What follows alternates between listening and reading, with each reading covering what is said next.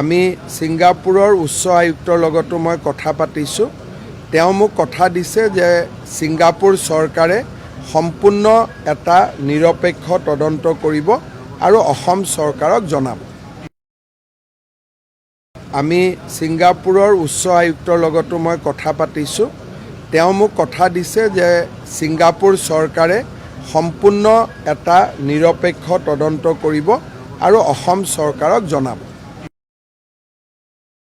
আমি ছিংগাপুৰৰ উচ্চ আয়ুক্তৰ লগতো মই কথা পাতিছোঁ। তেওঁ মোক কথা দিছে যে ছিংগাপুৰ চৰকাৰে সম্পূৰ্ণ এটা নিৰপেক্ষ তদন্ত কৰিব আৰু অসম চৰকাৰক জনাব। আমি ছিংগাপুৰৰ উচ্চ আয়ুক্তৰ লগতো মই কথা পাতিছোঁ।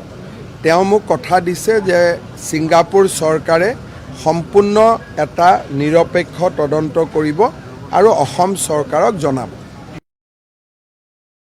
আমি ছিংগাপুৰৰ উচ্চ আয়ুক্তৰ লগতো মই কথা পাতিছোঁ। তেওঁ মোক কথা দিছে যে ছিংগাপুৰ চৰকাৰে সম্পূৰ্ণ এটা নিৰপেক্ষ তদন্ত কৰিব আৰু অসম চৰকাৰক জনাব। আমি ছিংগাপুৰৰ উচ্চ আয়ুক্তৰ লগতো মই কথা পাতিছোঁ।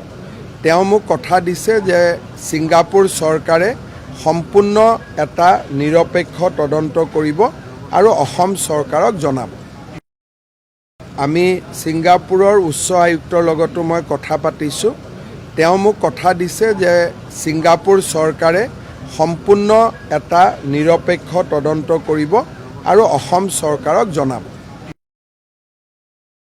আমি ছিংগাপুৰৰ উচ্চ আয়ুক্তৰ লগতো মই কথা পাতিছোঁ।